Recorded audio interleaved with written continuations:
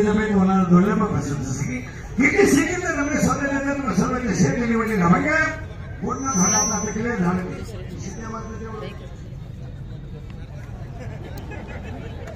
बातमीचे सुरामरामकृष्ण प्रसन्न सगळे किती सेकंद नव्हे स्वतः सर्वांचे शेत निवडले नव्हे कोणाचा अवघात शेवटी घडून कल्पना वारकरी संप्रदायाचा पाया नागदेव आहे वारकरी संप्रदायाचा गरज तुकाराम बाबा आहे वारकरी संप्रदायाचा विस्तार नामदेव बाबा आहे आणि वारकरी संप्रदायाचा खाम एकनाथ बाबा आहे थोडं उलट वेळा ज्याचा पाया ज्ञान आहे त्याचा कळस वैराग्य आहे त्याचा कळस वैराग्य आहे त्याचा विस्तार नाम आहे त्याचा विस्तार नाम आहे त्याचा शांती खांब आहे आणि ज्याचा शांती खांब आहे त्या संप्रदायाचं नाव वारकरी संप्रदाय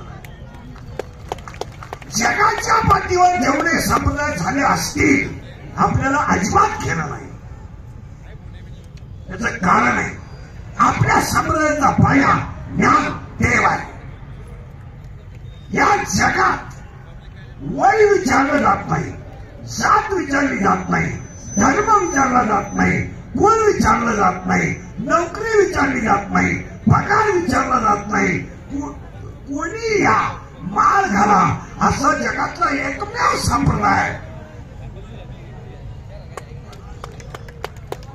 बाकी सगळ्या ठिकाणी तुम्हाला आधार कार्ड लागेल सगळ्या ठिकाणी तुम्हाला पॅन कार्ड लागेल ते बी लिंक असलं पाहिजे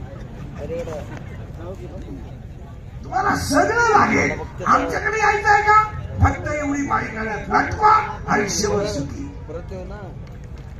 आणि आमच्याकडे जर तुम्ही आलात आमच्या टोळीत आम्ही तुम्हाला एकच देणार जे कधी संपणार नाही त्याचं नाव सुख आहे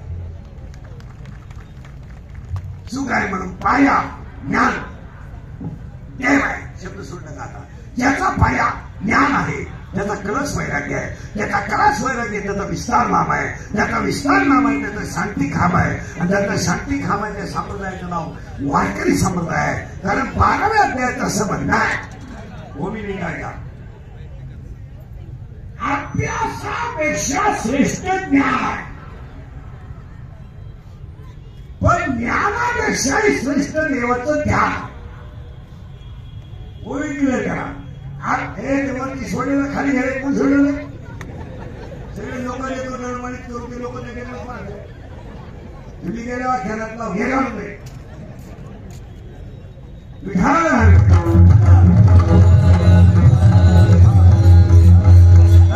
अभंगाची भिंत लागेपर्यंत स्वतःहून मागायला लागतात पहिली पण लोक चला माग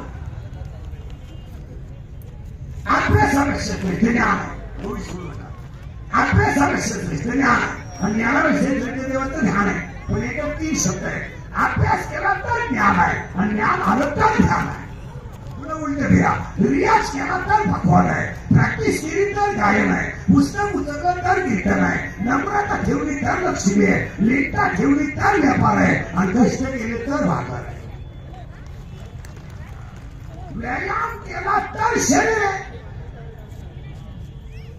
व्यायाम करा तर शरीर मेकअपनं माणसं नुसती घेत नाही मेकअपनं फक्त एकच होऊ शकतं चांगल्या चांगल्याचा नाश तुम्ही जास्त मेकअप केल्यामुळे बऱ्याच लोकांना असं म्हणणं आहे की आम्ही स्वार्थ दिसतो सुख सुख तुम्ही ईश्वराने निर्माण केलेल्या जमल्यावर विश्वास नसल्यामुळं हे सगळं खराब करतात खराब फेर लावली लावून तर माणसं बुरी होत असते मी केले सावला कसा फेर लावली झोपडत असतो मी असं हे जगात असेल मार्ग कोणीची जाहिरात करणाऱ्या म्हातारीला जात नाही अंती म्हणती हे मला पोषण देते मी म्हणतो देव दे पण तू गाडी दे पुढं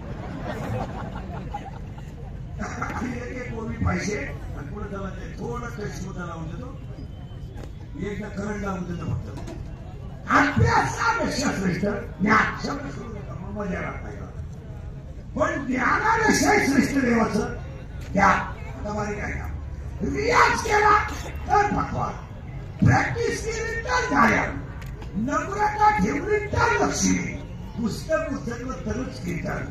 उद्या महाराष्ट्रानं 1 नोव्हेंबरला लक्ष्मी पूजन केलं. सगळ्या बायांनी घरातलं काढलं ती पुढे बँकेतलं आणलं ती पुढे फ्रीज मध्ये पट्ट आणले नाही आणला. मग उद्या महाराष्ट्रानं लक्ष्मीची पूजा केली. मग लोक गरीब का?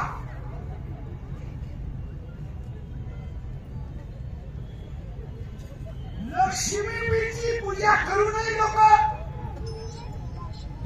याचं कारण आहे नुसत्या लक्ष्मीच्या पूजेला उपयोगच नाही, नारायण लक्ष्मी सगळं बोलतात. आणि यांनी काय केलं? लक्ष्मीची केली पूजा आणि नारायण लागला जमाय.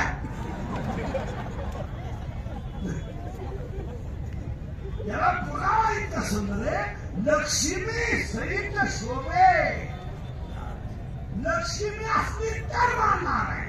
उलट समजा नारायण एकटा राहायला तयार आहे.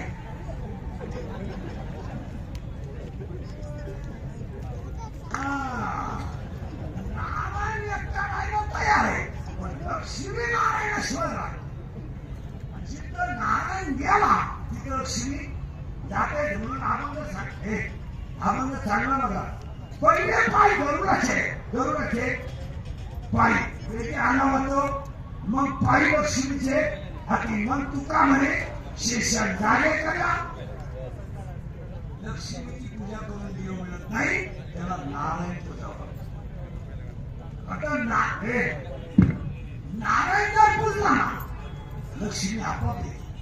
लक्ष्मी नारायणाशिवाय एक सेकंद राहू शकत. आता इथं गंमत अशी झाली, नारायण नकोच आहे,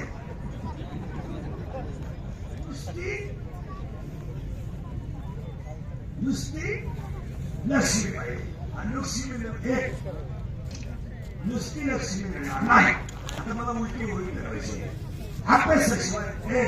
अभ्यासाशिवाय ज्ञान नाही, ज्ञानाशिवाय देवाचं ज्ञान नाही. उलट काही सुद्धा नाही. दुसरी ओळी पण काय त्याचं म्हणतं त्याच्या उलट आहे. आता ही जी ओळख सांगितली ना ही फार व्याख्या. अभ्यासाविषयी ज्ञान आणि ज्ञानाविषयी ज्ञान हे म्हणे. पण आता चालू आहे